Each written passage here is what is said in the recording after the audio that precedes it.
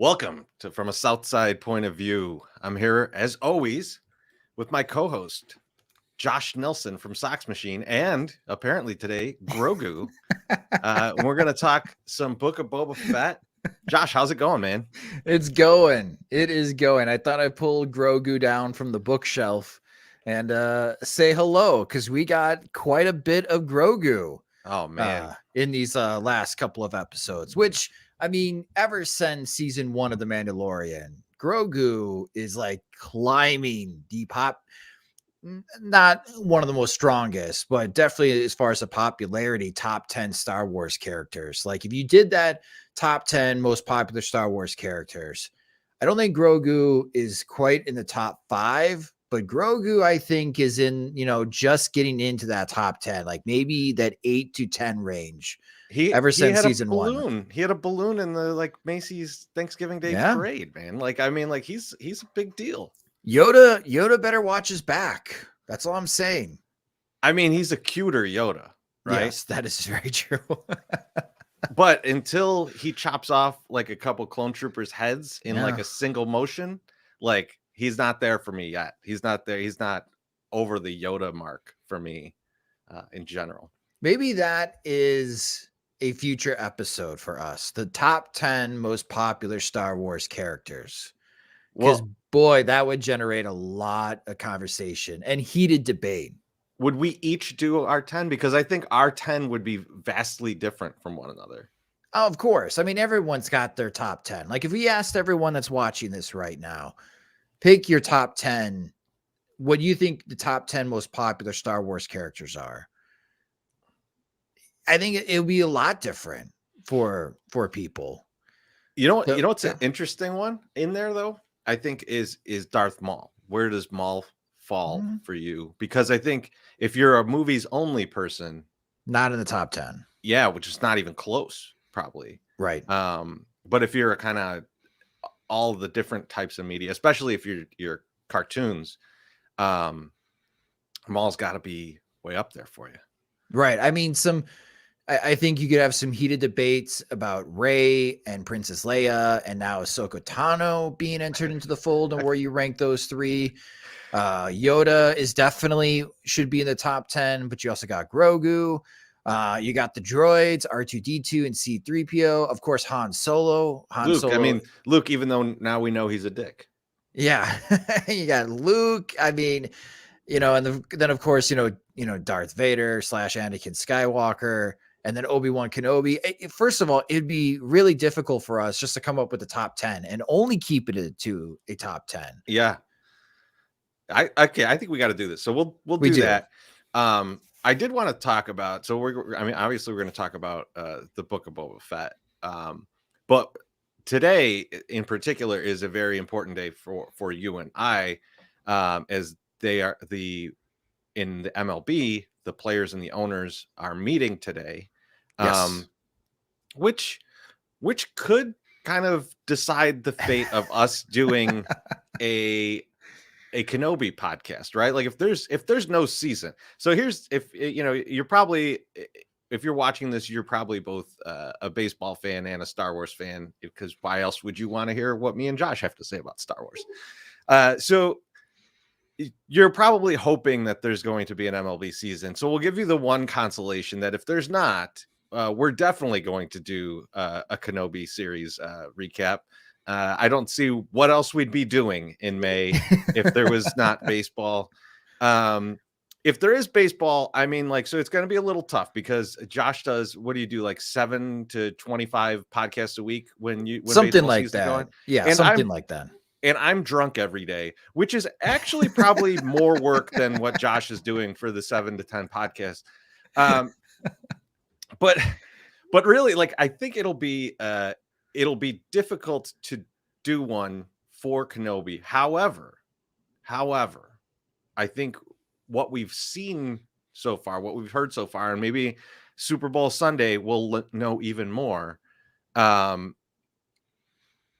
These are really the series looks like it's going to be about mine and Josh's two favorite characters. My favorite being Darth Vader, his being Obi-Wan Kenobi. So Josh, I don't know how we're going to avoid doing this. I just don't know when we will do this. We might be going live at like 2 a.m. or something. I don't know. We may have to be creative, Chorizy. I got a GoPro now because this is what's going to happen. We're going to watch these episodes. Then you and I are going to grab a beer like a Friday or Saturday night. And we're gonna be breaking it down anyways and sharing thoughts. We can just be at a bar, turn on the GoPro, and record it that way. The audio may not be great, but we're still gonna have these types of conversations, right? I love it. I love it, man. I would, I would do that. I would do that. I would even get like little tiny microphones for us so that we can make it sound just a little bit better. We'll see what we can do. I kind of like that. I definitely want to do something for it because it's gonna be a hell of a show. And it's a short one too, right? It's like, was it like 4 or 6 episodes or something? I thought it was 6 episodes, but I wouldn't be surprised if it's incredibly epic. Yeah. And I'm super excited. And the fact that they have casted Rupert Friend, who was in Homeland, and he's going to be one of the Inquisitors. I just think it really sets up this storyline that, everybody's just thinking Obi-Wan Kenobi is babysitting Luke Skywalker and Tatooine. But for all those that watched Rebels, that Darth Vader and the Emperor really never stop hunting Jedi. And on top of them never stopping to hunt Jedi, they never stop finding Force-sensitive children. Mm-hmm. And this is going to be a dilemma for Obi-Wan, because if he's still connected to the Force, he's going to have these feelings of knowing when he's surrounded by Force-sensitive people. And he's going to feel the anguish and the pain if other Jedi die, or if other possible future Jedi, Force-sensitive children, are in danger. So does he always stay in Tatooine?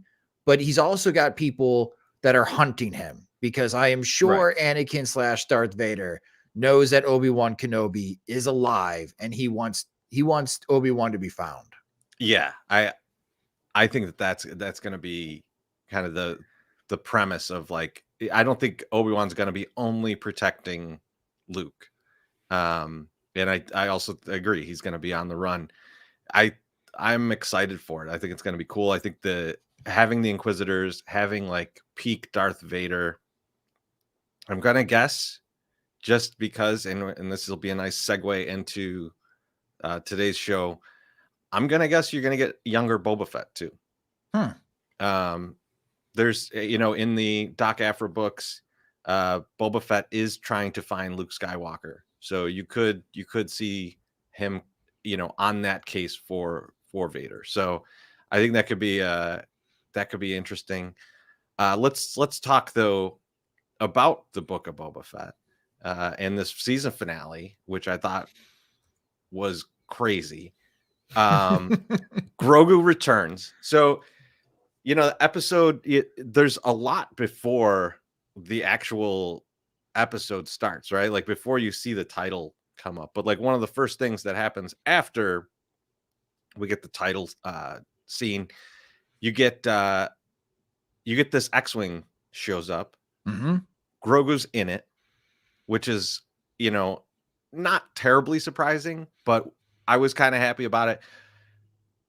I do want to talk about something really quickly, though. He shows up in an X-Wing, no Luke. So Luke invented Uber. But the main thing here is the Rangers of the New Republic are doing a terrible job. They're just doing the worst job possible. Not only did they not even participate in the battle scene that we're going to talk about in a little bit, but they let an X-Wing fly by them, apparently, with a baby seemingly piloting it. I know the astromech was actually piloting it, but there's just a baby in this X-Wing, and they let that go. They found Din and recognized him by voice, but baby in an X-Wing, didn't bat an eye. Terrible job, guys. Yeah. So I grew up in Wisconsin, and obviously, there's Milwaukee and there's Madison, and people know about Green Bay, Wisconsin, the big three as far as population goes in the state. There are some counties in Wisconsin that have fewer than 10,000 people in them total. So they don't have a lot of cops. So you can get away with a lot. And I feel like the Outer Rim in Star Wars are these like small counties that I grew up around, where there's very little law enforcement because there's just not that many people, or they just don't really care. And that's how I feel about the Outer Rim. They're the only two Rangers that are investigating issues in the Outer Rim. All of these planets, and the Republic can only assign 2 X-Wing Rangers to patrol the Outer Rim. Yeah, I mean, I think it's kind of funny, but it also lends to, here's why this is like a great hub for all their spice trade. So I think that Of it course, makes yeah. sense in addition to being kind of hilarious that babies are just flying around in planes by themselves, or spaceships, I should say. But what did you think about this? What did you think about Grogu making this decision, unknowingly saving his own life from Ben Solo? What did you think about the decision there that Grogu made? I was surprised that we got his decision so soon, because we talked about last week the possibility that could be a cliffhanger going into season 3 of The Mandalorian. But that's not the case. That Grogu, because of the strong bond that he has with Din, and Ahsoka Tano spoke about that in length in chapter 6, the previous episode, that it is a very strong bond. That for Grogu, he doesn't want to follow the path of being a Jedi. That he wants to be with Din and continue to experience that bond. Now, there is something that I thought about after multiple rewatches of chapter 7, and it's something that Luke said in chapter 6, Chorizy, that I'm not actually teaching him anything. It's more like he's remembering. Right. And we talked about how Luke Skywalker was a dick, because in reality, Grogu he could take both gifts. He could have Mandalorian armor and also have a lightsaber. Why not bond the two? But with Grogu taking the Mandalorian armor, and as he starts to remember his skills, there's nothing stopping Din and Grogu in future episodes, maybe in season 3 of The Mandalorian, with Ahsoka Tano's help, in finding a kyber crystal and building himself his own lightsaber as another weapon. Or maybe as Grogu gets older, he's the one that wields the dark saber. But I think it makes a lot of sense though about this bond. There's no attachment from Grogu to Luke Skywalker, that Grogu wants to go back to his quote unquote dad. Yeah. And him taking the Mandalorian armor, and R2-D2 flying the X-Wing for him, and as you mentioned, flying Uber, I think makes total sense, the storyline. Do you agree? Do you agree it makes sense that Grogu picked the armor? Yes, absolutely. I think there's some underlying themes here of family and tribe and things like that. And this section of the universe is building on that, as opposed to like the more the Jedi religion, where it's more kind of, you don't have attachments. You're not supposed to have attachments. They all do, right. But they say they don't. So this is more about, these are my people. And Boba Fett specifically says that in this episode.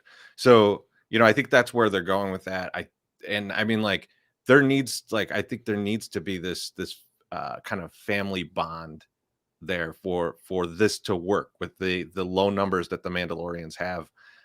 So like when Grogu force jumps into Din's arms from the thing that's exploded here, but when he does that little force jump into his arms, like, you have to be a heartless, soulless person to not have just like really loved that scene, right? And I think that that's what they're trying to do. They're trying to make this more about family, about tribe, than they are about force and, like all these special powers. It's about what people can do together, which I think is going to be big as we move forward. Um, but before we even get to any of that, I mean, we had one of the more epic showdowns uh going down in this episode, which is something we've wanted for a long time, which is Cad Bane versus Boba Fett. And I got this quote here because at the bottom for him, because like I don't know what that means. Neither do I. It's I guess it's pot calling the kettle black, but Yeah. uh man, he unleashed this, and it's so long. It's like, how would that be a thing? And I was watching some breakdown videos. Apparently, I didn't even catch this. Boba Fett says this to somebody in one of the earlier episodes. Not of this show, but in the Mandalorian. Hmm. So these two, I guess that's their little saying to each other. But I thought that was really weird. But I thoroughly enjoyed it. I definitely went captions on so I could read what they actually said. Josh, what did you think about this showdown? I know you had some mixed feelings on it. So I loved everything they did with Cad Bane was perfect. Everything that we wanted to see Cad Bane in live action, they crushed it. Here's the missed opportunity. And I don't know if Robert Rodriguez watched The Bad Batch, and maybe this is just from the direction of the writer, Jon Favreau. But when you have this showdown and Fennec Shand is standing in the background, I need Cad Bane to mention Fennec and be like, Fennec Shand, how's Omega doing? And that would have just been that simple line would have been a great call out for all of those Star Wars fans that watched Bad Batch, because they have a history too. Yeah. And that's the missed opportunity, is for Fennec and Cad Bane. I thought that was going to be the duel. It's going to be Cad and Fennec. We did not get that. And so we got the Boba Fett and Cad Bane duel, which is perfectly fine because Cad Bane pretty much trained Boba Fett to be Boba Fett, to be one of the elite bounty hunters in the galaxy. But that's a missed opportunity, because I don't know if it's a direction that Jon Favreau would ever want to go into, or Dave Filoni, to introduce Omega into the Mandoverse. So let's just call it that. Yeah. It's the Mandoverse now. I don't know if that's their plans, and that's maybe why they did not do that. Or maybe they did shoot that, and then ultimately they just cut it out. But I still feel like that's a missed opportunity, because Fennec and Cad Bane have a history of facing off against one another. And I think that just would have been a slight nod to previous content, and maybe open the door that Fennec has to explain to Boba Fett, you may have a sister. Right. Yeah. I like that. And I think you could even, when he said, I can take him, if she would have just said something like, I know I can, since she did previously, I think that could have been a nice little snipe there. But I do like the way that scene rolled out. Cad Bane showing that he doesn't really care about the Pikes very much. This is strictly a job, because he gives up that that information on the Pikes about 30 seconds into the confrontation, that they were actually the people that killed the Tuskens. So like, I don't know. I like the way that those two characters interacted there. I thought it was really great. And I mean, like, the interaction later is fantastic. And I like that final battle scene. The Boba without his helmet, with the gaffy stick, returning to that Tusken roots of his changed character, and then just pulverizing Cad Bane. Do you think Cad Bane's dead? Yeah, that's the big question, right? That everyone's been asking. That light's still blinking. That's all I'm going to say. I think the Rancor ate him. I think that. So I was thinking about this. was thinking about this because my buddy Polish with extra onions, he told me, he's like, hey man, I don't care what you talk about in this next upcoming podcast. He's like, but man, I want a Rancor as a pet. And the first thing I thought of, other than the gigantic shits that it would take, is how much would you have to feed a Rancor? And I was like, man, he's got to kind of go Joe Exotic on this. And like, I think you take all those Pikes and Cad Bane and whoever else died, and that's just Rancor food for the next few days, right? I mean, like, Yeah. you can't be taking anything from the town. Like the town's destroyed. You got to build that back up. You can't just take all their food. So you just got to feed him Pikes. And I think Cad Bane though is probably the first one that he's eaten, although he might have trouble with that head plate he's got there. He seemed to not be able to work around Mando's helmet. So I think that could be problematic. But let's talk about that. Let's talk about the battle. So there's a massive battle. I mean, like half of this episode, maybe more, is the actual battle for the town. Yeah.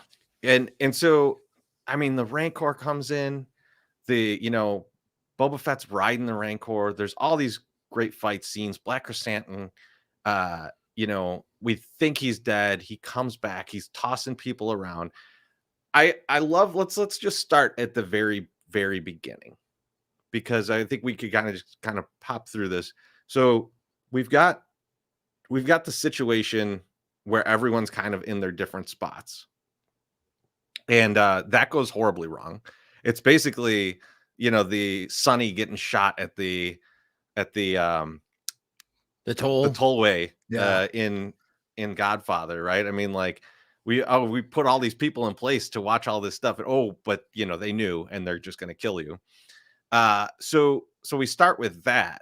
What did you think about that tactically from the the aspect of what Boba Fett's trying to put together here? Well, I mean, it was Fennec Shan to put into surveillance teams, right? Mhm. That we're not going to be caught by surprise. Well, Cad Bane caught you by surprise. And that was a line from Boba Fett. I thought no one was going to sneak up on us. And it was a great way to display on how the other families of Mos Espa were going to backstab Boba Fett.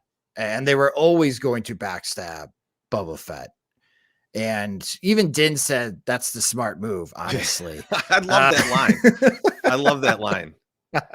So I did like how it broke down, and the mods get saved by Fennec Shan, which totally makes sense. And one area is clear, and then Fennec is on her way to find the command center, to wipe out the command center, which we see at the end of the episode. And then Freetown pops in.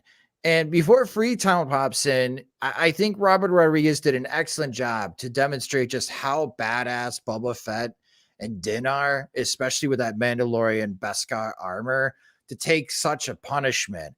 But eventually that punishment just gets too much, and you really struggle, and you can get pinned down very quickly. And you did have the comedic relief with the tablet that my offer is amazing. Nothing. again, great Godfather moment. The talk with the senator. My offer is nothing. Yes, we will fertilize your dead bodies to regrow Tatooine. Dude, that was a tremendous payoff. So I always we talked about this, and we'll talk about all my bad takes in a little bit. But I talked about the water and all this stuff, and there must be something there. To have it all kind of pay off in a line of like, I'm going to use your bodies to fertilize the soil and regrow Tatooine, even if it's a metaphor. I don't care. I love the way that he used it. Like this used to be a fertile land, and the blood from your body is going to revitalize it. That's just badass. That's the Boba Fett that I think everybody kind of wanted. Right. And then we're like hoping for all this show. Yeah. So I like that they all come back to the sanctuary, and that is where they're going to make their stand, and they start retreating. And then we go back to episode 1, right, with the droids. So Oh in yeah. this season, two big things harken back to the prequels. The Naboo starfighter that's become Mando's new ship, which totally looks awesome now, the more I see it. And then the droids with the damn shields.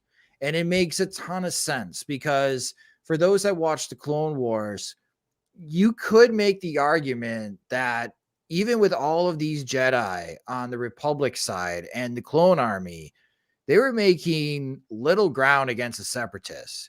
Like, if this wasn't a conceived war by Emperor Palpatine, that if this was a real war, it could have lasted even longer with just how efficient the droids were and of the artificial intelligence that they had in learning and adapting to the clones and the Jedi. But to bring these back, and they are on steroids. I mean, yeah, these are Chorizy. gigantic. These are the They're- Scorpionic, I believe they called it in their droids, as opposed to the droid Decas, I think it is, the smaller Right. ones that you would see Anakin and Obi-Wan mess up all the time. But These things were gigantic.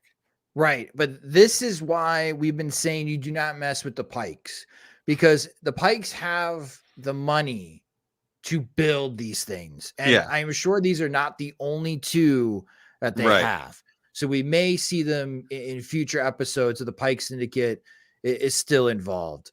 But when these two come out and, Din quickly talks about the technology and why they're not working, because in the past we've seen these types of droids and Jedi don't have too much problem other than the rapid fire coming at them. Once they got around it, the lightsabers were able to go through the shields.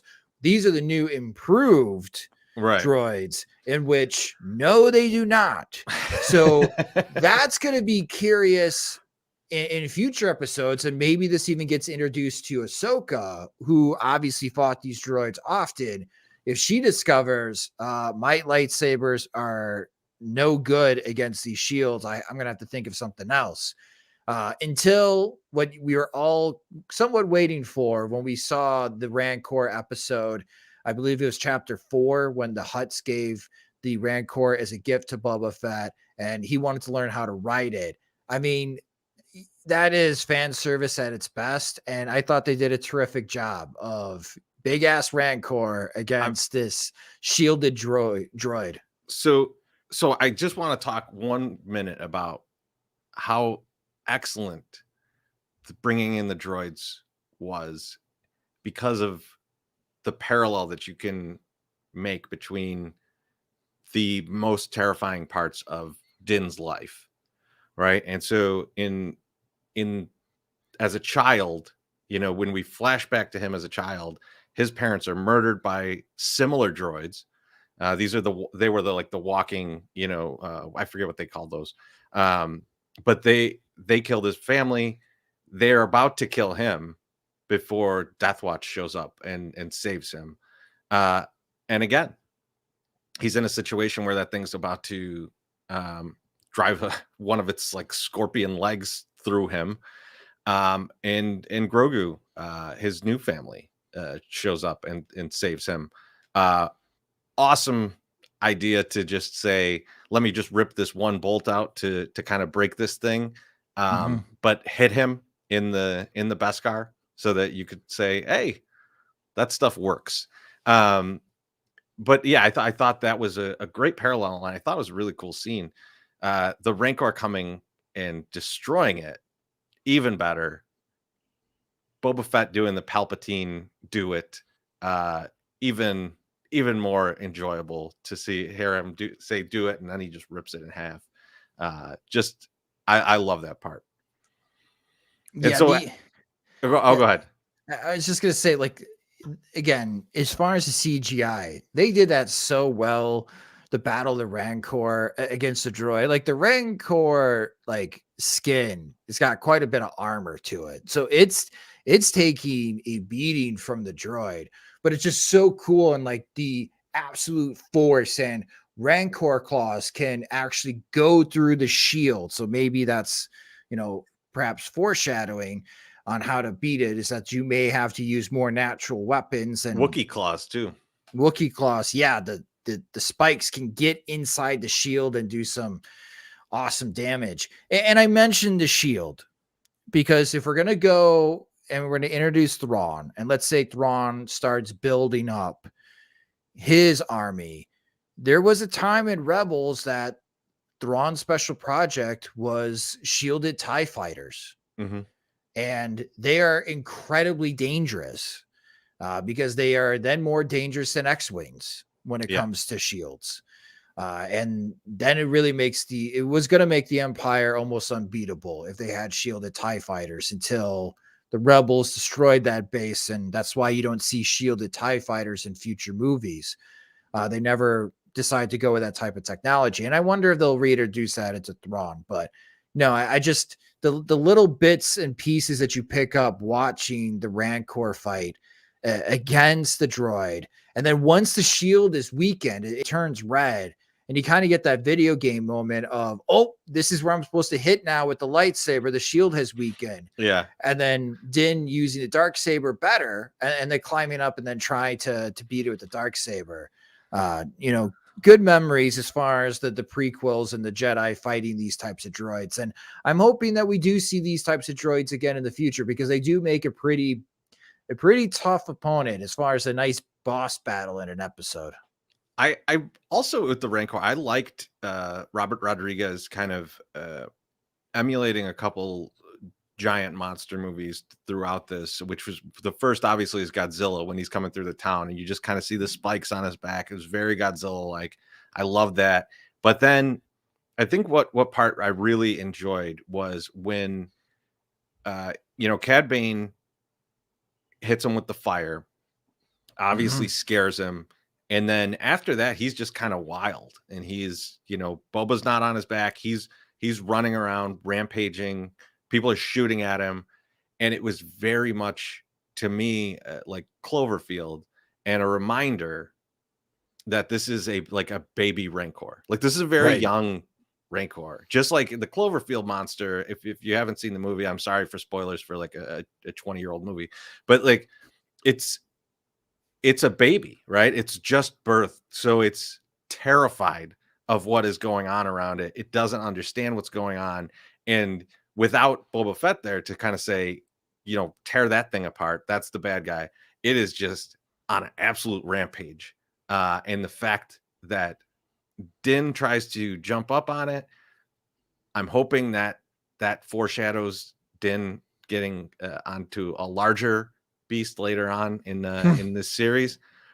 And then the Grogu scene with Grogu actually connecting to it, handling himself differently than he did earlier in scenes. Like he would have tried, like season 1, he holds the Mudhorn up. I think if he had the strength at that time, he would have killed the Mudhorn. He tries to kill Cara, which is awesome. That didn't kill her career off, but something else did. And then and then here you could see that some of the either the training from Luke or the memories of his old trainings come into play here. And it is it's very Ezra-like to connect with the beast, calm the beast. And then I just love because Grogu gets exhausted from using the Force. Well, it takes a lot of energy to do it. Yeah, and he's a little guy, he's still very young for his species. So, and then he just curls up and lays next to the Rancor and passes out. Excellent scene, just excellently done. And it shows in that moment just the growth of the character, who is still, it's two children, interacting with each other. So I think that's, kind of it reminds you just how young they are in despite their growth, right? Like these are two children in the schoolyard. And so I was really impressed by that scene. Yeah, maybe one day in a future episode, we'll have Grogu and his buddy, the Rancor. Oh my God. That would be a great cartoon, little cartoon series. Like they should just do that as like a little spinoff, Grogu and the Rancor, and they just like have fun adventures. That would be awesome. So yeah, so the overall battle though, so that this is all happening, everything is going in the direction of them after they get the Rancor there, but there's still the battle between Boba Fett and Cad Bane, which I thought was awesome. Like, and I mentioned it earlier, like having the helmet off, using the gaffy stick, it all kind of called back to what he's learned. What did you think about that scene, Josh? I think they nailed it. Like, Cad Bane has no fear of a Rancor, right? And he's got some Mandalorian weapons on his wrist as well that have been very effective. And I've gone back to watching, past episodes, especially of Clone Wars, when Cad Bane's taking on 2 Jedi at the same time that are trying to hunt him down and chase him down, and he's able to effectively fend them off with these types of weapons. So he's not going to have any fear of a Rancor. And I just love as far as the duel, and it goes back to Cobb Vanth and his duel.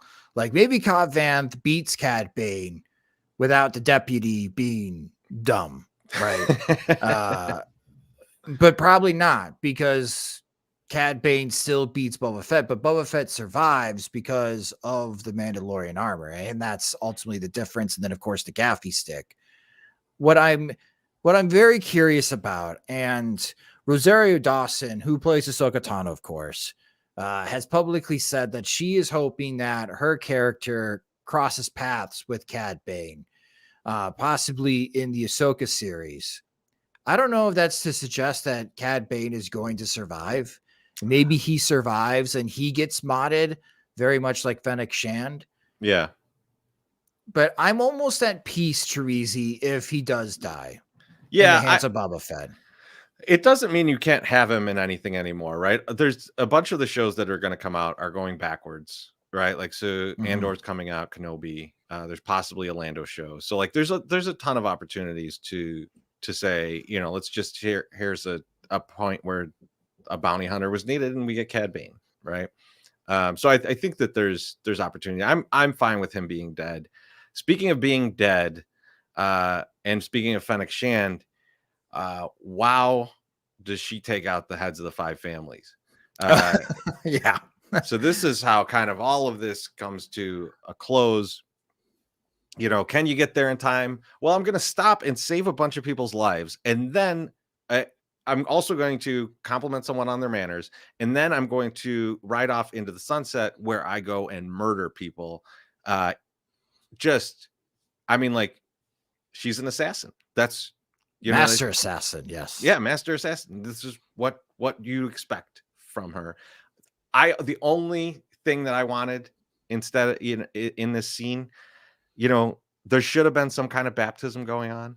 It was definitely, again, there's great. I'm not mad about Godfather vibes. It's one of the greatest movies of all time. I want more of it, right? Like, so I love that they kind of did that. Like, she takes out the heads of the 5 family. Didn't even need a bunch of different people. She just goes and does it. If they would have been, if Din would have put a little Mandalorian helmet on Grogu as we're watching this happen, like just kind of cut back and forth, would have done it for me.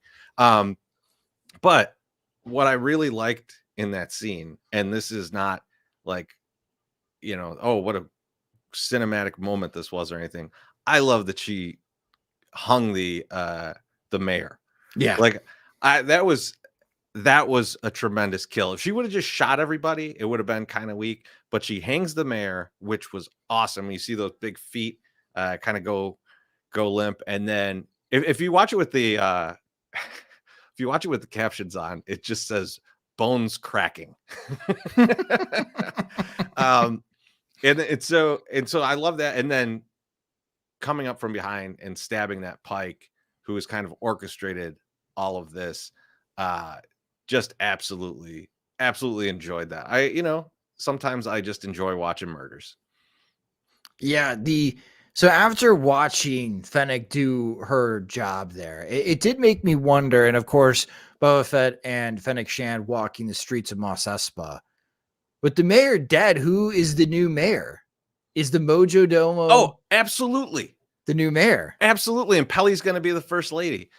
I mean, Pelly's very horny. This is evidently throughout the episode. So what was cool there, and a number of other people have touched on this already, but that's, the scenes with them, with Grogu, that's 2 City people. That's some real Chicago roots. So you gotta love that.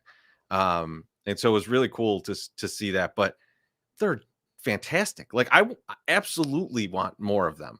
Like if we come back to Tatooine to see Boba Fett and Fennec Shand and what like and possibly Cobb Vanth and what they're kind of like the prosperous land that they're trying to put together, I better see both of them. Like I Mhm. will be upset if they're not there, So yeah, I think he's absolutely the mayor. I love that call. Yeah, I hope so, because he's willing to work with Boba Fett, and I just love that scene. It's like, so I studied on Coruscant. That doesn't make me better than anyone. It's like, in Chicago, sometimes you meet people who are like, I went to Northwestern or I went to the University of Chicago. That doesn't mean that I'm better than you, even though we have met those people and they always think that they are better than you. Uh, I just love that little reaction. I mean, that had a lot of Chicago vibes. He's, Yeah, I did. he I did. he was drawing on someone he knew from Exactly. Chicago. Absolutely. Yeah, Absolutely. I love that. absolutely. So, I mean, overall, tremendous battle. I think one thing that I've seen is that some people were upset with some of the little choices in there. One funny thing to me, I got to talk about this, is the tiny gun that Sophie Thatcher's character has. Like that's such a little tiny gun to take into battle. It reminded me of I'm Gonna Get You, Sucker, when Fly Guy has like the tiniest little gun that he's holding the guy up with when he holding Mr. Big up at the end. Like that's what her gun reminded me of. I was cracking up about it. But the other mod, so when they have Chris Anton and people are shooting at them and he does this spin move before he shoots, I've seen so many gifs of that and going like, was this necessary? Robert Rodriguez did a terrible job, blah, blah, blah. And like, I'm just like, guys, have you never seen a Robert Rodriguez movie? It's like, it's very stylized action. And Yeah. that's what I love. Like, does in Dusk Till Dawn, does Tom Savini's gun need to be in his dick? Like, no, it doesn't, but it's awesome. And it's ridiculous, and you should just enjoy that he's doing something that looks cool. Do they need to shoot the guy 5 times as he falls off the tower? No, but he did it in Desperado and it was awesome, and he did it here and it's still awesome. Like Robert Rodriguez does a very great stylized action film. He does it here. He's able to even in an open area give you feelings of claustrophobia when he sets up his battle scenes, right? Like he pins people so many times in this fight so that you're just kind of like, oh man, there's nowhere to go, right? Like you just have this feeling of like you can't even run from this. You're in the sanctuary, or you're huddled in this little area where they decide to not run and take their stand. There's a droid standing over you. Like there's a rancor that's on top of you throwing cars at you. Like every bit he makes it feel in something that is so wide open. It's such like a large desert area. He makes it feel like very small and very, very tight. And he makes the Pikes kind of feel like they're a never ending group, just like the kind of the vampires in Dusk Till Dawn. There's just more and more constantly. You can't get rid of them. So I thought, it was a great battle scene. And you know what? I don't know how that guy's trick eye works. Maybe that was helpful when he does the spin. You don't know. You don't know how trick eyes work in the Star Wars universe. But yeah, I mean, like, I don't know. What did you think of the battle, the overall battle, Josh? This is Star Wars, right? And that spin by the mod and then nailing the guy with the shot. Go watch sword fighting videos of instructors watching movies, and they make fun of how the Jedi fight with the lightsabers. Like there's no spinning around that we see, in the original movies, right? Like parry, spin. Why would you spin? Why would you turn your back on your opponent? They just stab you in the back. Like, oh, you're dead. Like it's always been stylized fighting. No one ever complains about that. But this guy, does a spin and shoots someone. Oh my gosh, that's terrible. No, I enjoy the fight scenes. And when I'm in a popcorn eating mood and I just want to watch action, Robert Rodriguez crushed the action in season 2 of The Mandalorian. When we see Boba Fett and Din is protecting Grogu, as far as the troopers coming, the stormtroopers coming to grab Grogu. That was fantastic action. This was fantastic action as well. A combination of the CGI and, of course, live action as well. There's always a delicate balance to it, and that if you don't do it well, it looks really bad and it ages really poorly. I don't think we have that in this issue of this episode. And I'm really excited. I'm really excited to see if we get more action type of scenes like this in future episodes, because the thing about movies and why people want to shoot $300 million type of movies is that you have a big enough budget and enough shooting time, even though you're just shooting a 2.5 hour movie, that you can dedicate 45 minutes to a mega battle scene, and you can spend months shooting that. But when you are doing the 6-7 episode long seasons and you're doing about 7 hours and there's more storytelling, and you have a smaller budget to work with shooting these types of shows than you would have with a movie, that you have to be really creative to provide a blockbuster movie feel action scene on a Taco Bell dining budget, Right. compared to, what Rian Johnson and J.J. Abrams had. They had way more money to work with for their battle scenes than Robert Rodriguez is dealing with for his episode. And I still think Robert did an awesome job. I agree.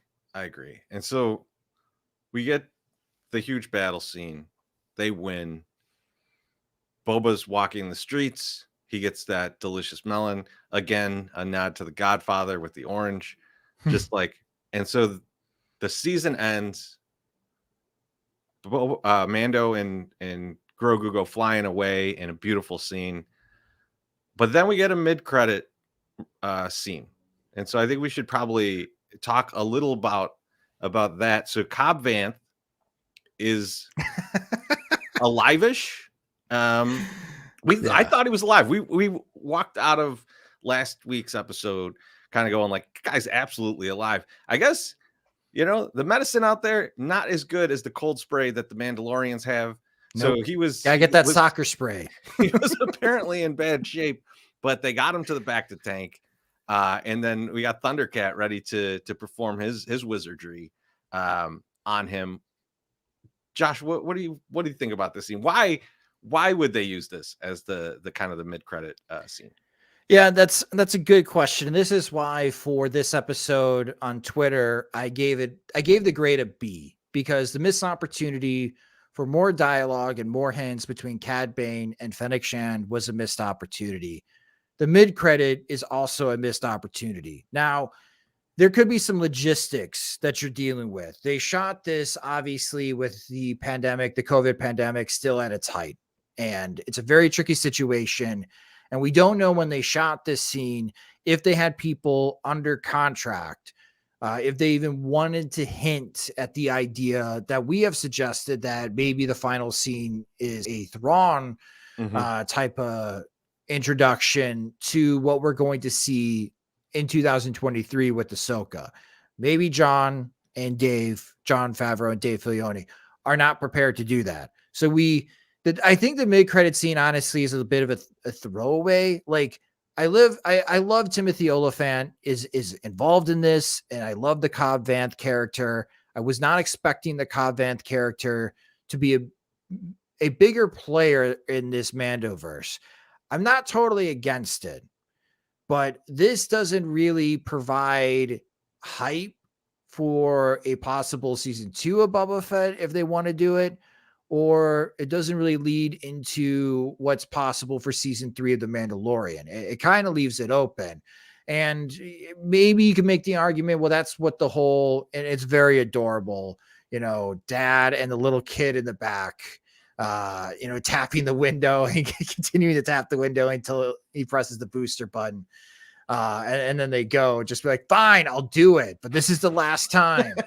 I guess I'm just a little disappointed the mid-credit scene, but I mean, this is the result that we get. I also understand the whole logistics as far as the shooting and the timing of it. And that's why I could find it acceptable if they come out and say, listen, we didn't have everything together yet. We were still negotiating, and we know we wanted to do a mid-credit scene, and we are suggesting that Cobb Vanth is going to survive, and he could be a bigger player in what's coming up next. But it doesn't hype me up for Mando season 3, or I also don't think it suggests that season 2 of Boba Fett is coming, right? It's nowhere near on the level, Chorizy, of the mid-credit scene that we got in season 2 of The Mandalorian. Right. Yeah, you get the Boba Fett scene, oh, this is going to be the next thing. This is a little more maybe puzzling, like what's going on here. I will say that there's definitely a connection between Vanth and Mando. I think Boba is going to really have a respect for him moving forward, as this is part of the alliance that Mando's going to have. They mention armor a lot for Cobb Vanth. I wonder if that's going to be somehow played up. Like, is Cobb Vanth going to eventually don Mandalorian armor again, maybe in a more significant way? And that's kind of where I was like, okay, it might make sense that they're doing this and showing Vanth and making him kind of more prominent. And Timothy Olyphant, no one's going to be mad having a look at him. So I think it's fine to have him in the mid-credit scene. But I think he may play a more significant role moving forward in this whole universe. Let's say that if they had to replace his right pectoral muscle, because it's just got severely shot up, that they replace the muscle with a Beskar plate. I love it. He's got Beskar armor underneath his skin. So let me ask you a question there. And this is totally off the cuff. I just thought of it because we're talking about this. Boba mentions all the treasure that there is at Jabba's palace. There's got to be Beskar there, right? There's got to be Beskar. There's got to be spice. No, Fennec used all the spice. She gets all jacked up and goes and kills those guys. That's why she was pissed when they were like, we're going to stop the spice trade. She's like, what? No, I don't see Fennec being a user, right? Like I see Fennec as in, oh, I don't use that stuff. I just sell it to people who do use it. Right. Yeah, but that's a good question. Like, what treasures does Jabba the Hutt have? It's interesting. Palace? Could he have? I mean, like, they could just say he does. They could just say he has all this Beskar, and then that's used in a later season. I wouldn't be surprised if Jabba has lightsabers. Oh, that'd be awesome. We still do not know. This is total bullshit. We still do not know, even though heavy-handedly in Force Awakens, on how Luke's lightsaber was found from Cloud City. Yes. Maybe Jabba had it. I mean, who knows? It's very possible. Lando got desperate. Lando went back. Lando found it. Needed some money. So did the Jabba. So we've kind of went through the whole episode here, but now, I mean, this is the season finale. So let's talk a little bit about kind of what was this all about? What was this show? What was the purpose of this show? Josh, what did you feel? What did you think that this show was truly about? So the Book of Boba Fett, in my opinion, is about the character Boba Fett having a near-death experience, saved by a desert tribe, learning there is more to life than just bounty hunting, and there is more ways to rule others other than fear, that you can rule and bond with others through mutual respect. And he attempts to do that as the new daimo of Mos Espa, that instead of using fear to run a criminal organization, he will use respect. But I'm not even totally sold that he has a criminal organization anymore. He's, you know what, he has like it's kind of early early mafia, early kind of even early Chicago street gang kind of thing, where it's not about running drugs or, you know, gambling or things like this. It's actually about protection, giving protection to those who the police don't choose to protect. And so in this case, I mean, that's a good point about the earlier about the Rangers of the New Republic. They don't do shit out here. They're just not, you know, they're not helpful. They let babies fly through and with no problem. And so that's what he's providing, right? He mentions it. Oh, it's gonna prosper under our protection. Like basically going, you're paying a tax to me to protect you. And so like I think, you know, that's what his organization is. As opposed to what Jabba's was, which was a lot of spice. It was stealing water from people and then reselling it, all kinds of things like that. I think it's more, he's trying to be the Michael Corleone here and say, like, I'm in 5 years, this will be a legitimate organization. We'll see if it ever is. You know, it may turn, you know, scandalous very soon. We have no idea what's going to happen with this. This town. So Boba Fett and Fennec Shan go from the galaxy's most feared bounty hunter and assassin to Mos Espa's great protectors. Like it is a character transformation for them. And we'll see if they can continue playing it straight, because playing it straight isn't always as profitable. So we'll see if they can still make money going this route. But it mirrors Din's, though, right? It mirrors Din's transformation too, of feared bounty hunter to protective father, right? Yes. And so, and I think when I think about this show, Josh, you know, like I know, like people are like, wow, why is Mandalorian so much in it? It's supposed to be about Boba Fett. This is how Dave Filoni tells stories. This is pure Filoni storytelling here. Like the thing that reminded me of the most was in the Clone Wars, the Mortis arc. There's a 4-episode arc, which is one of the coolest parts of the Clone Wars. If you don't watch the Clone Wars at all, just go watch these 4 episodes.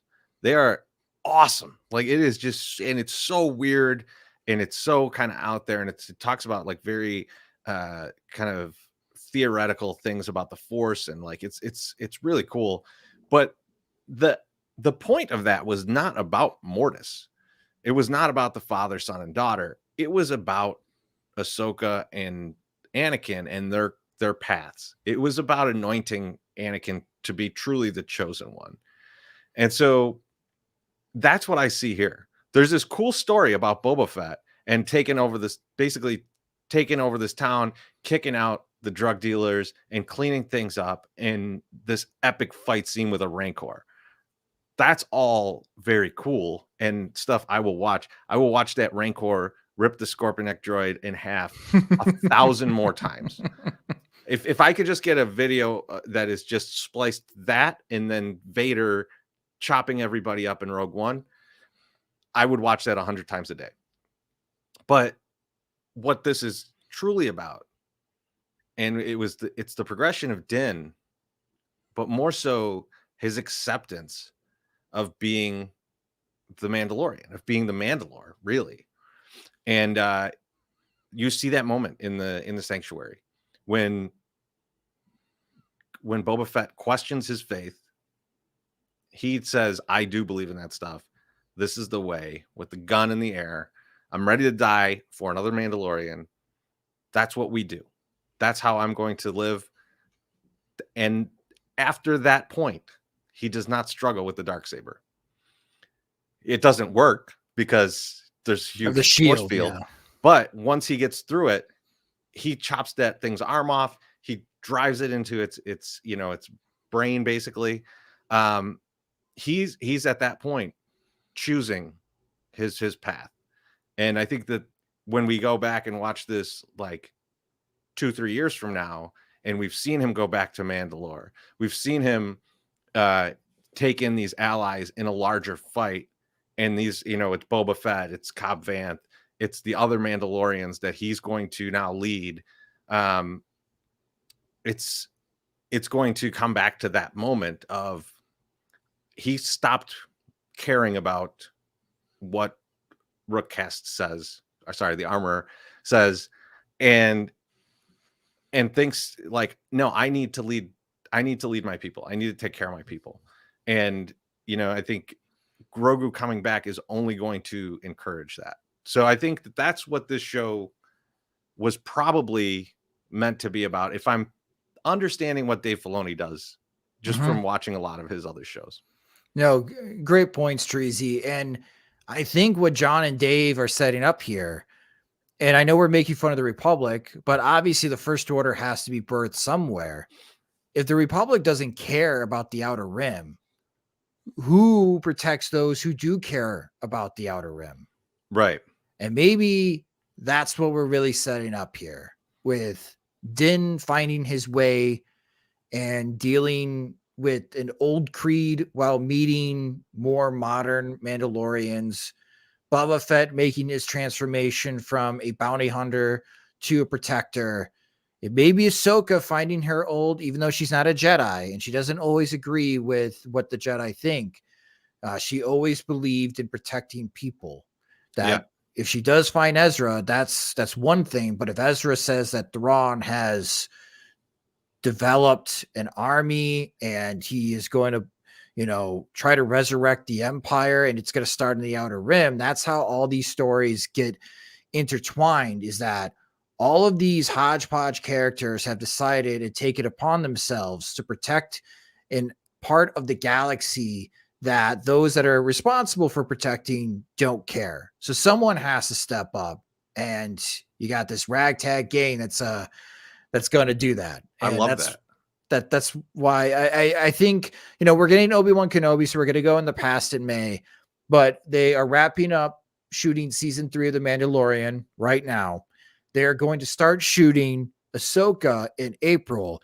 Chorizy, late 2022 through, the first 3 quarters of 2023. This story is going to, and this universe is going to hit light speed. Yes. And it's really going to ramp up. And I'm very excited. And I think overall, the Book of Boba Fett was a very good series.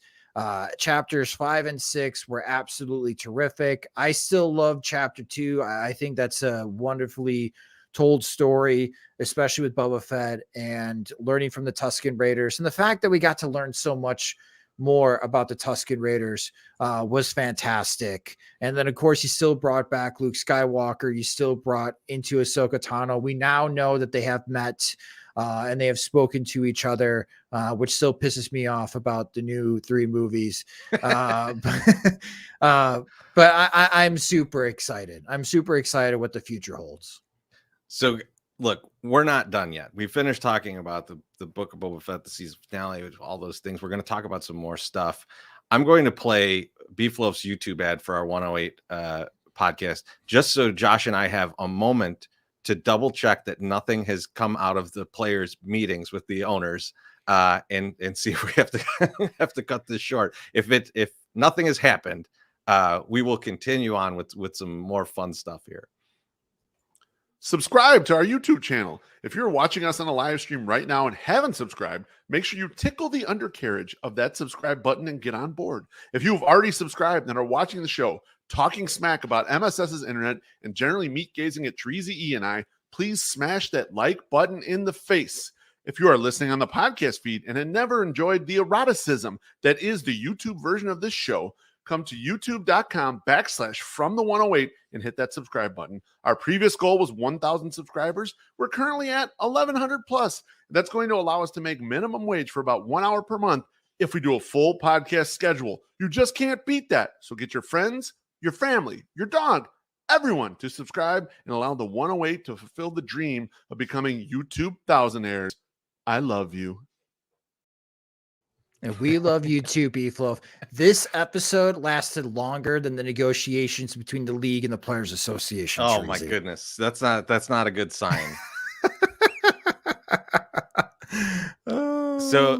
So what do you think, Josh? You want to go some more? Well, I got some more topics we could go through if we don't need to jump. Yeah, absolutely. And there's been kind of somewhat of a bombshell what could be upcoming for season 4 of The Mandalorian that I want to chat with you about.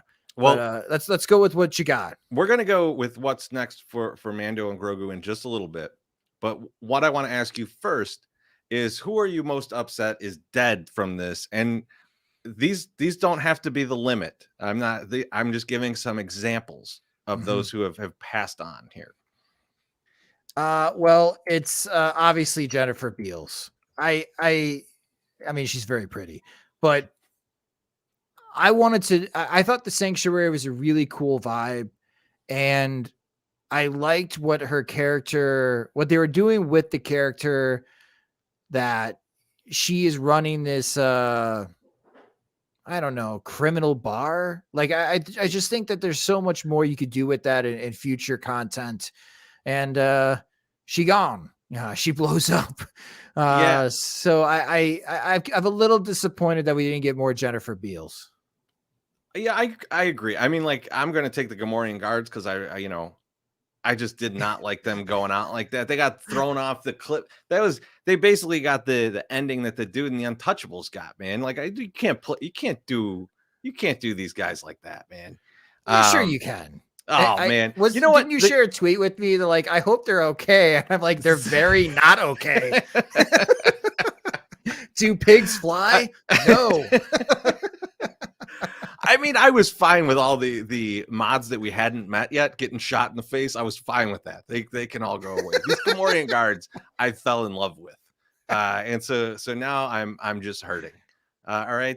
But yeah, the Beals character is really going to be a loss. Figure and Dan is obviously a loss. He's a great musician, but Max Rebo lives, so I'm not as concerned. But yeah, I think I thought the Beals character was going to be something. And you know what? I kind of love it. I kind of love it for one reason. I want Star Wars to get a little bit more horror movie-esque in this, where they'll bring in a name, but that person dies immediately, right? Like, and so, like, I think that would be kind of cool if we do see big faces in the future where you're like, oh man, that's so-and-so. They're going to be in Star Wars, and they're in there for like 1 minute and get their head chopped off by a lightsaber. Like, I like it. Throw people for a loop, do that kind of stuff. But yeah, I think her character itself, though, could have been a lot more valuable moving forward. So it is, I think that is a loss. You could probably get new Gamorrean guards. I feel like, I don't know their names, so it's not like you can't replace them. The Rancor was quite easily replaced. Green eggs and ham. That's what their names were. Oh man, that is actually how I'm going to think about them from now on. Also fed to the Rancor, by the way. Yes. So Josh, I have a bigger question for you. This is probably the most important question I'm going to ask you. What was my worst prediction? And I've got some here. Maybe you remember one that I don't even remember saying that was worse than these, but I've got water on Tatooine, Grogu's earrings, Omega would show up at some point. There was a bigger bad than the Pikes in the show. And even just last week, I was like, there's no way Mando just recruited Freetown. Yeah, he just recruited Freetown. He had one bullet in his gun. He was like, yep, I fought with these guys before. I forgot that I fought with a whole other group of people too in that same fight, but I'm just going to go recruit them. These are some of my worst, I think. In the comments, feel free to, I've got one coming from Beefloaf, James Shields, Ale Cy Young. That actually happened in the Star Wars universe. Beef, you didn't watch any of the cartoons, but that happens. So Josh, which one do I owe the most drinks for? Water and Tatooine. I know you're going to keep pounding the table on this. I just don't think that's the secret source or why anyone's interested in Tatooine is because you have moisture farmers, but it's obviously spice. We both thought there could be a bigger bad in the show. Like I was still thinking like the Pikes reported back to maybe Crimson Dawn, and then Crimson Dawn is working with Thrawn, right? Like that multi-level marketing type of company setup to bring back the First Order. Crimson Dawn is an MLM. I like this. I like this theory. But we didn't get that. Again, it could be logistics as far as bringing back Emilia Clarke. So I'm with you there. So we both had as far as that thought. Mando recruited more than Freetown. Going back to the other heads of the families, having the conversation with the Pike leader, when they're asked, "Are you sure that you killed the Tusken Raiders?" And he's very confident. It did open up the possibility that the Tusken Raiders could also show up, but that did not happen. So, but I think it was different Tuskens though, right? Because like the Tuskens that fight in Freetown have to be a different group because at that point the Tuskens that Boba was with were dead. So like this was a totally separate group. So and Din speaks their language, doesn't he? Or he signs with them. Like so, like felt like he could have went and done that. It's possible, or they brought in Bo-Katan, helps out. We are tossing those ideas. So I don't think that should be on your list of worst predictions. I know you wrote your post at fromthe108.com on people that we could possibly see. I don't think it's a bad prediction to say that Omega would show up. We already talked about it earlier in this episode. I think they could have hinted at that. Yeah. And Grogu's earrings, I totally forgot about. That just would look really weird. But I'm going to go with Water and Tatooine is your worst prediction. Okay. I know that you want a Waterworld Star Wars type of show or movie to come up. But listen, Kevin Costner has jumped the shark. He's only available to do Field of Dreams cameos now. So we don't need Waterworld. All right, look. First of all, Kevin Costner's dead to me. His interview where he made it sound like he was the most important thing that ever happened to baseball was atrocious. And so I definitely don't want him. I do like a Waterworld style movie, but I want it on Camino. And maybe we'll do it in Spanish. We'll call it El Camino, and I'll feel even better about it. But yeah, I think the water on Tatooine, I'm still right. So I'm just going to say that, well, it's my worst prediction. It will eventually come true. And 5 years from now, when it doesn't, I will say I still have time. Just wait for the Taika Waititi movie that's going to come out, and it's going to have water on Tatooine. Or maybe the Rian Johnson trilogy is just about moisture farming. That's right up Ryan's alley. Yes. Him and Ken Burns are going to do a 10-part documentary on moisture farming on Tatooine. All right. What's next for Mando and for Grogu? I mean, obviously they're together now. This end scene, there's nothing that will ever happen that's cuter than this. But yeah, I mean, like what's going to happen with them next? Where are they going? I don't know. I don't know the direction that we are going to go in season 3. Like with season 1 to season 2 of The Mandalorian, you knew that Moff Gideon was going to be the main villain going to season 2. And we knew that the remnants of the Empire were still going to hunt down Grogu. I don't know where we go from, season 2 to season 3 now, knowing that Grogu is back with the Mandalorian. I'm curious, like I've got thoughts, but they could all be wrong, that maybe Din, tries to find Bo-Katan because, he needs to go back to the living waters of Mandalore to prove himself to the armorer that he has changed. And he did the thing that he's supposed to be back within her clan. And the only person that he knows that's been on Mandalore is Bo-Katan. So that's one idea. I think the more I think about this, there is an episode that I like because I would still like to see Grogu continue to remember what he lost. Mm-hmm. And more flashback scenes for Grogu. And it'd be really cool in live action if you get a solo episode of Ahsoka helping Grogu find a kyber crystal. Oh, that'd be awesome. If Din is able to find a kyber cave, I think that would be awesome for those that did not see Clone Wars and how that process works, on how someone that's force sensitive finds their kyber crystal. And when they enter in the cave, what kyber crystal speaks to them the loudest. And that, obviously influences what kind of color kyber that they receive. I don't, Sith kyber are synthetic, right? It's not something that so they find in a changed kyber that. crystal. Okay. They changed that. So that's actually a retcon that they did in the comics. So this is actually very interesting. And I kind of love what this is now. So that used to be that it was a synthetic kyber crystal that they would create. Right. Now it is, they actually have to kill a Jedi, get their lightsaber, and what they call bleed the crystal, like fill the crystal with their hate. And then that's why it turns red. Oh, wow. And apparently I don't know if this is canon yet, but it's supposed to be, I think it's supposed to be, you can undo that. Which then your lightsabers kind of look like Ahsoka's kind of white lightsabers. We need that flashback, by the way. I don't think we don't have that scene, even in Rebels, where Ahsoka gets her white kyber crystals. Yeah.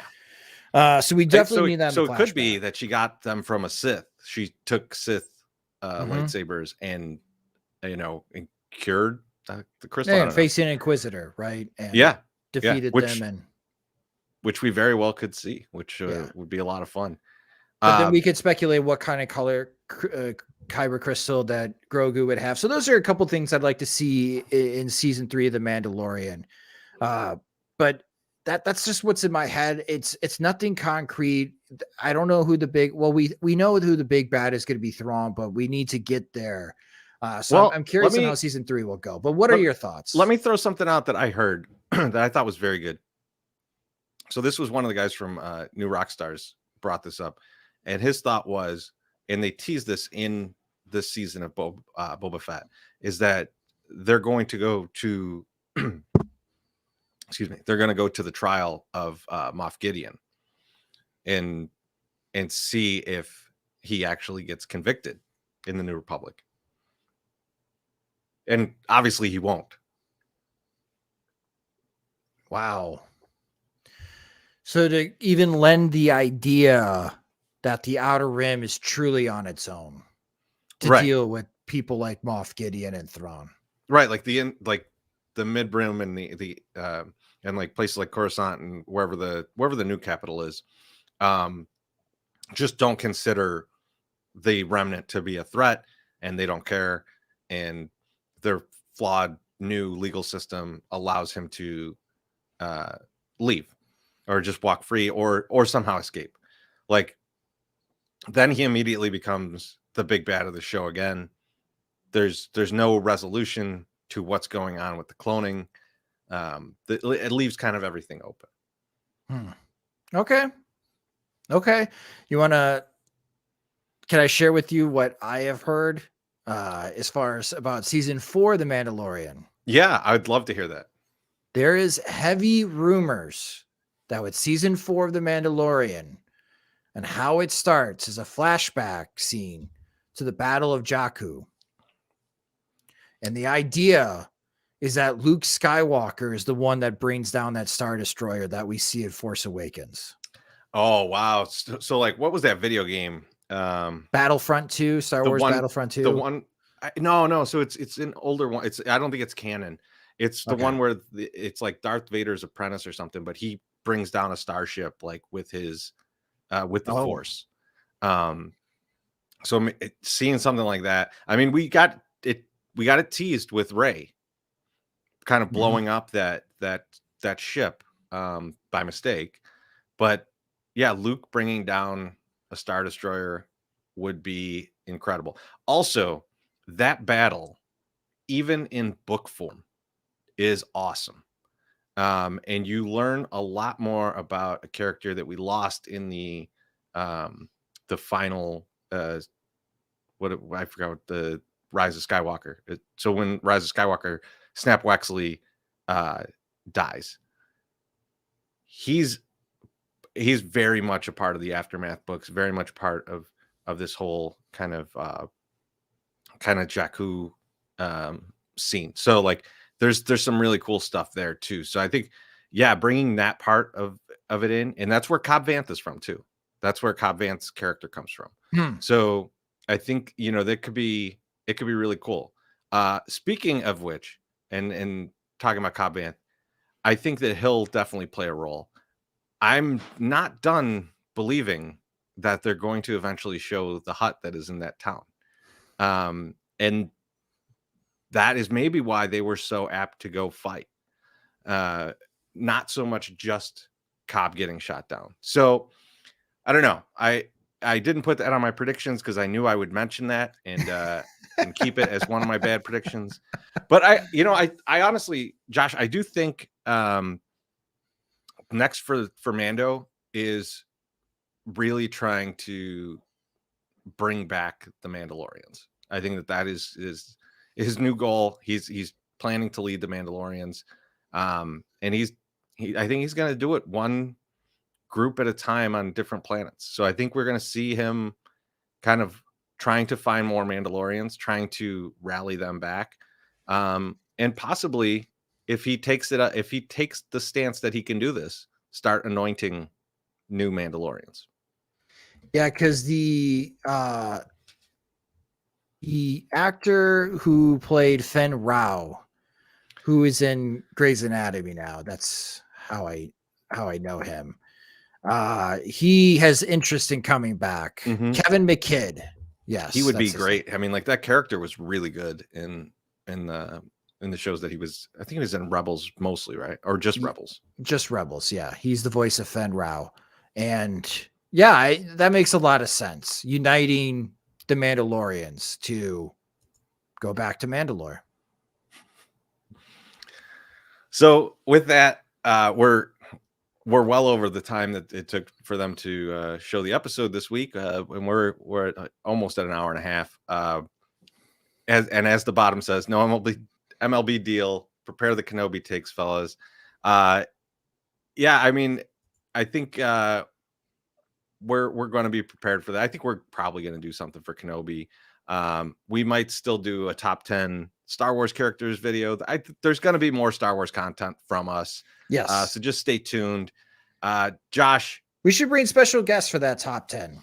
I think so. I think I would love to have my guy Matt Ramsey join for that. I think he'd be good. I think, there's some people in the comments. Maybe we gotta get Corn Z involved. Oh yeah. I think it would be good. Like we did a draft before. Maybe we each come up with a top 10. I think that'd be fun.